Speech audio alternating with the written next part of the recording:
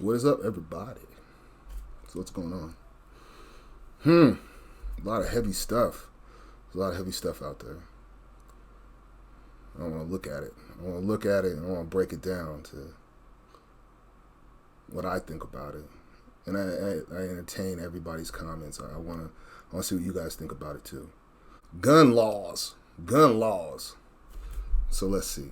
Let's see what Senator Chris Murphy is discussing with gun laws, the Jake Tapper on CNN. We access juvenile records for these young men who tend to be 18 to 21 committing these mass murders to make sure that they can't get their hands on a weapon if they have had problems with the law in the past. So I think there's agreement amongst the negotiators that we're going to take some. Okay, so the first thing he says there, so talking about gun legislation and can the Senate get some type of gun legislation passed. And he wants to raise the limit from 18 years old to purchase a gun to 21 years of age. Okay, so that's one side of it. That's the frame discussion right now. Right? Gun.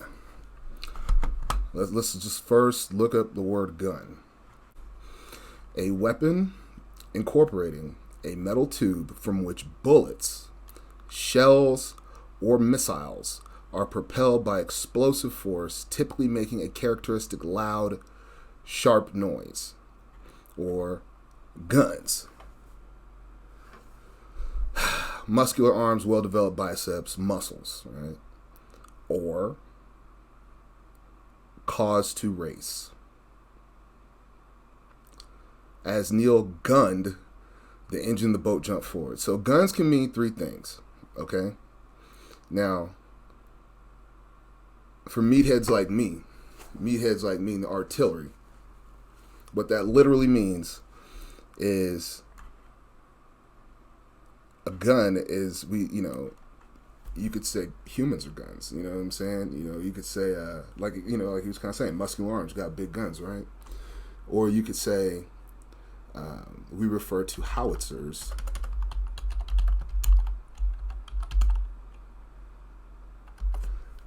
as guns. Okay, and a howitzer is like an artillery tube. So I'll show you a picture of that. Like what a howitzer, this is a howitzer. It's a very large weapon. It's a weapon, it causes mass killing, casualties, right? These are howitzers. All right, so to me, literally when he's talking about first instinct, I'm like, gun, you're talking about howitzer. No, can't be talking about that, right? I'm like, gun, oh, you're talking about a pistol. Like a handgun, right? And I think everybody knows, what a pistol looks like, right? A pistol, right? Now, in this conversation of gun legislation, okay,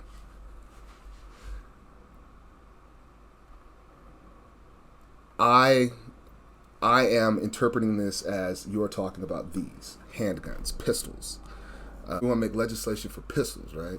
We want to make legislation for weapons that people can carry to employ a projectile to cause human harm. Okay? That's very important to this conversation, essential to this conversation. Common sense steps that do not compromise Second Amendment rights. We are likely going to pair it with some significant mental health spending, which will make a difference as well. And I think everything Senator Cornyn has said is consistent with the negotiations we're having. Listen, we're not going to do everything I want. We are not going to put a piece of legislation on the table that's going to ban assault weapons, or we're not going to pass comprehensive background checks. But right now, people in this country want us to make progress. But I'm with Senator Murphy and stand up, Senator Cornyn. This is Texas. Don't mess with Texas.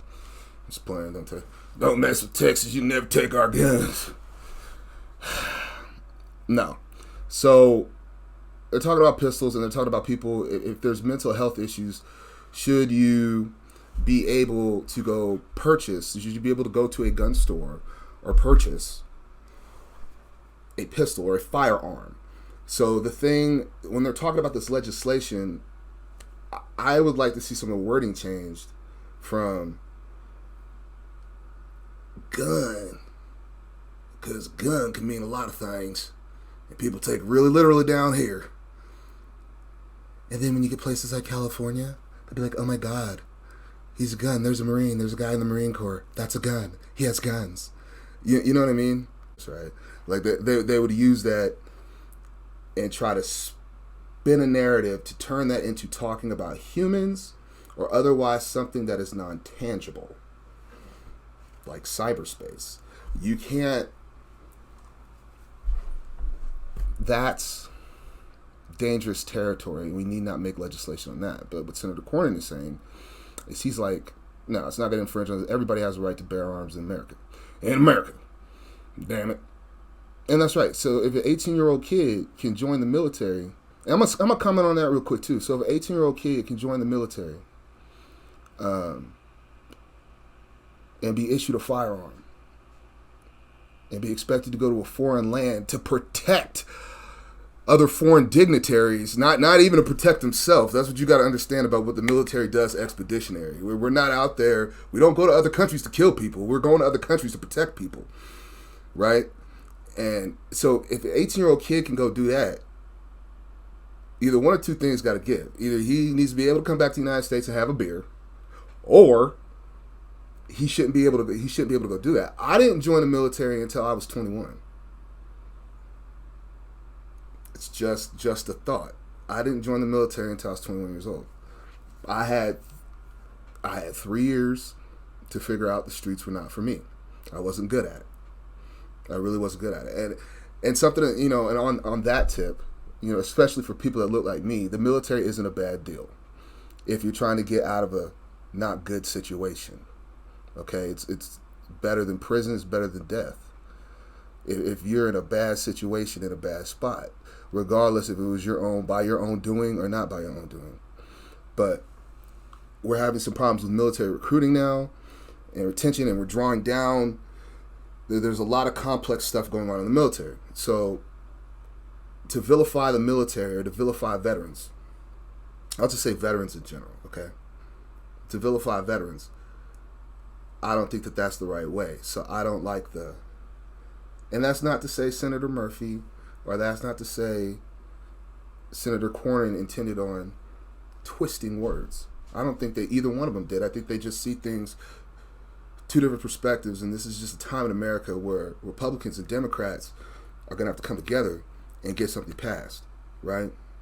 So we can restore faith in government. So we can restore faith in democracy. So I think on this gun legislation topic, what we're discussing, we're talking about firearms, pistols. But yeah, the military it's not necessarily a bad deal, man. It's not a bad deal. If you look like me, you have a family like mine, or your family look like my family. It's not necessarily a bad deal. It ain't for everybody. But like I said, for 18 to 21-year-old Dante, for me, it was a better deal than being in the streets, because I just wasn't good at it. I watched what they all did, but I wasn't good at it. And here's the crazy part about it too. All those street dudes never mess with me. They always encouraged me to go forward and to live to my own potential. And to, be better than they were, which actually motivated me. That's why I went in the military. I wanted to do something honorable. I wanted to do, I didn't want to be dead in the streets selling drugs or doing anything like that. You know what I mean? And that's not to cover any broader topics. This is all very complex. It's very complex, and there are a lot of things throughout history that have to be addressed. A lot of things that have to be, they're just going to have to be addressed. But a fundamental veteran issue. So, no, it shouldn't infringe on our Second Amendment rights. And the expansion of mental health care, I think, is key. Expansion of mental health care. About it. Let's see what they're talking about on Fox. Let's see. She wants new regulation.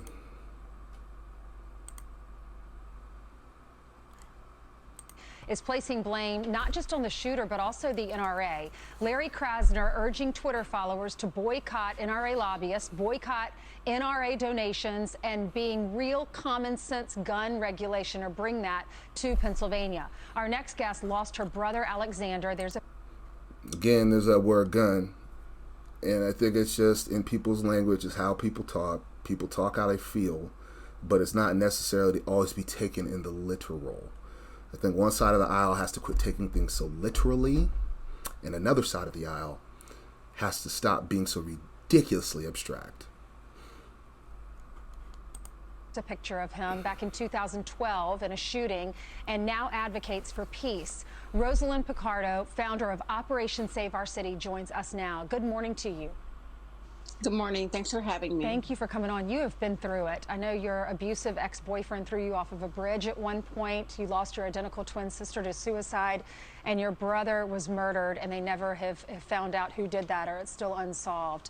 And then you started this wonderful organization, and it's called Save Our City, Operation Save Our City. How are you getting through this? How do you help other people, and that's a way for you to heal? Yeah, as an advocate and activist, being able to do this work has been part of my healing process. So this has been ongoing since 2012 and continues. So Rosalind, this morning, we get we get the counts from every city and how many people were murdered. And this morning, on this Monday, we have 3 people killed in Philadelphia, 11 people injured. And one includes a 22-year-old resident advisor at a local college just out celebrating his 22nd birthday. What do you say to these families, and how do we save the city of Philadelphia? I'm definitely mourning for the family of Christopher, Alexis, and Gregory. We've been through some tragic stuff in my family, so just trying to be there for the families, but then trying to figure out what's going to work for the city. We've been putting together this project called Operation Stop the Bleed, where we're helping the community coexist with shooters. Like, how do we stop the bleed if someone is shot? We're just trying everything that we can until legislation can get control of how people are getting access to these firearms and how The system is broken. Let's see what else she has to say. How easy it is to get access. So I definitely believe in common sense gun laws, but I also believe that we also need to kind of police our own community as well. So the DA, Larry Krasner, is calling for a boycott of the NRA, as you know, calls for gun regulation. The mayor there, Jim Kenney, calls for stricter gun control laws. What do you think we need to do? Absolutely. Stricter gun laws. I mean, my twin sister was allowed access to a firearm while suffering from mental illness. I think that definitely plays a role in the amount of homicides and how easy it is to purchase firearms. We need stricter background checks. We need it to be impossible. So here's the issue with background checks. We still have a federal system in which people could get charged with a crime and never know they were charged and convicted of a crime. And so they go to court. They're not there. There's lawyers arguing for them. And, they could get convicted of a crime and otherwise be a perfectly law-abiding firearm owner and not be able to purchase a firearm. That causes a mismatch, and I think that leads to things like police brutality, especially in communities that look like mine. If you communities and families that like my family, that may live in communities like the community I live in currently, which doesn't necessarily look like me, or if your face looks like mine, look, that's a slippery slope. It's a very slippery slope. And I think as long as you're a law-abiding citizen in public, for real, like if you're a law-abiding citizen in the commons, who will take care of the commons? If you're in the commons and you're a law-abiding citizen, the tangible commons,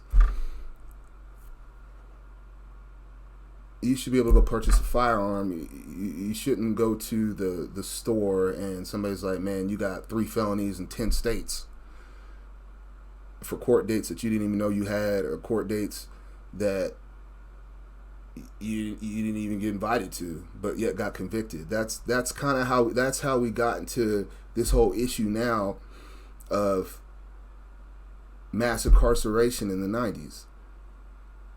which disproportionately affected Black and Latino communities. So we don't want to return back to that. So I don't necessarily agree with that. I don't agree with that perspective on that. But,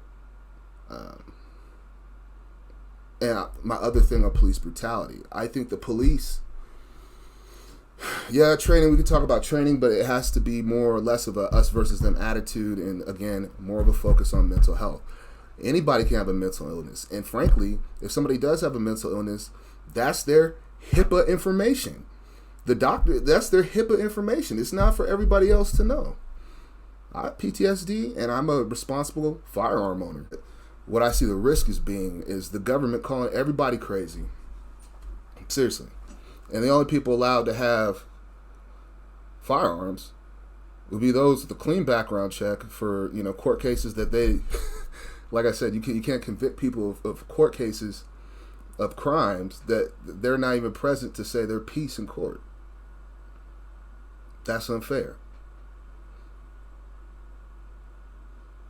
Without threat of going to prison or jail, and that's the reason why the criminal justice system exists in the way it does now. Because when you have an overmatch over somebody, I have a weapon, I have a firearm, a bullet, firearms with bullets that can pierce your body and flesh and hurt you and debilitate you, potentially injure natural human life, and you don't have anything to defend yourself with. I'm always in power. For court cases that you didn't know were going on, court cases you didn't go to. So then that puts who in power? It puts lawyers. And that's not okay either. Everybody's not a lawyer. Like, I wanted to be one at one time, but I scored a 141 on the LSAT. I scored a horrible score on the LSAT. It wasn't for me. Apparently so. For people just to go into a gun show and purchase a long gun without having a background check. Does there need to be an age limit? I know at 18 years old you can go in and purchase certain weapons. Do we need to bump that up to 21? What's the compromise Definitely. so that Republicans and Democrats are happy? Definitely bump it up. I mean, you need to be 21 when getting alcohol. You need to be a certain age to get these things. So we just need more legislation. We need more rules and regulations so that it isn't easy to get these firearms. Definitely. Are you frustrated? Your brother was killed a long time ago, and you're still fighting for this. Yeah, I mean, it's overwhelming, but I think, like I said before, that doing this work has been so healing for myself and working with families and navigating through systems that are broken, especially, and again, even with the DA sometimes where he's pleading people out. So the system is definitely broken and needs to be fixed on a lot of different fronts. But as an activist and advocate, not only for my family, but others, we have to continue this work. All right, Rosalind, thank you so much. I'm sorry for everything you've gone through, but you're using that pain to help other people. Thank you. God bless you. Absolutely. Thanks for having me. You're welcome. So again, I think what Rosalind was talking about Fox News, the age of 21, raise the age from 18 to 21. Now that might be I think that might be the thing that both sides of the aisle can agree on. Raise the age from 18 to 21. At the same token, raise the age of going to the military to 21 years old. Seriously. Little boys are silly. Let's speak on little boys. They say young men don't even mature till they're 25. Look, man, I'm almost 40 years old, and I'm still immature. Boys mature differently. Young men mature differently. And that decision to enter the military will be a different thing. And that might not be a hard law. That's for the military to figure out. That's for DOD to figure out. But as far as... it would be definitely something I would look at in the DOD. Maybe there's an extended waiver between 18 and 21. But 21 years old, I think that's just a little more responsible. When you go in at 21 years old, you know a little bit more what you're taking on, what you're doing, and what you signed up for, versus than when I was 18, or versus where a young kid's 18. I'm speaking for myself, but that's how I feel about it. So let's see what CBS is talking. Oh, okay. This is interesting. They're talking about AR-15 bans. And they're talking about a specific weapon class that I think is another thing too. So this ends up being, economic fight. Well, this all boils down to people in other people's pocketbooks, trying to affect where people get their money from. And I don't care. I guess assault style weapons. A lot of things can be weapons. But I think when we're talking about firearm legislation, you need to clearly articulate that we are discussing firearms. Firearms. And if you are talking about veterans legislation, then you need to clearly say that you are discussing veterans. And I think that will help so many people understand better of what we're discussing here. Because it's really easy if you're that good, some people just think of literal, some people think in abstract, and some go way too far with it. And we all as a country just need to, as far as that's concerned. So the difference between veterans and firearms. Veterans and firearms. Both can be referred to as guns. Veterans and firearms, you can't make one legislation. You're not going to have legislation for one. And here's another interesting thing too. So I was reading I like firearm responsibility or even veteran responsibility. I almost like, instead of, bans or control, or those are really harsh words. I like responsibility. So yeah, firearm responsibility legislation. Veteran responsibility legislation.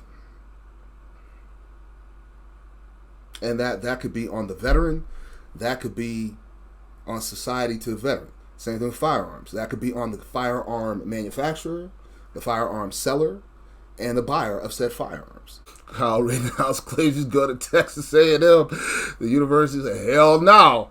Hell no. No, he's not. The hell he is. Kyle Rittenhouse ain't 21 yet. What?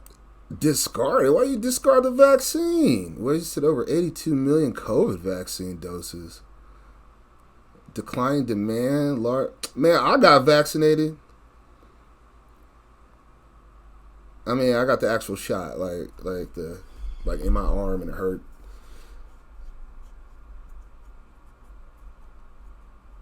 I got 2 of them. And my flu shot. Get your shots, man. Get your shots. If that's what they're discussing. That's what I feel like they're discussing. Oh, that's terrible, though. Again, like I say, the healthcare industry needs to be held accountable. We're so worried about holding individual citizens accountable, and nobody wants to hold the healthcare industry accountable. Why? Why not?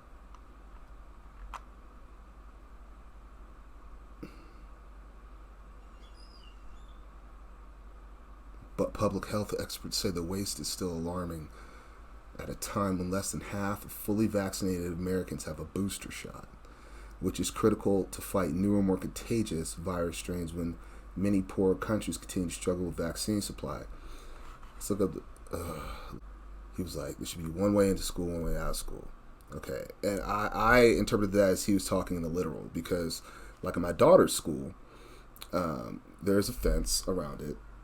And the biggest difference, and there's something called an air gap. So when you walk through the door, there's a gap of air, right? There's a little corridor you walk in, and then there's another barrier and another set of doors that you got to walk into. And the ladies in the office, they control opening the doors from in the office, okay? So that's pretty secure. So they could see everybody coming up, and if they don't want to let you in, they ain't got to let you in. Too easy, right? Too easy. And you could apply that in abstract. If they don't want to let you in, they don't have to let you in. Okay.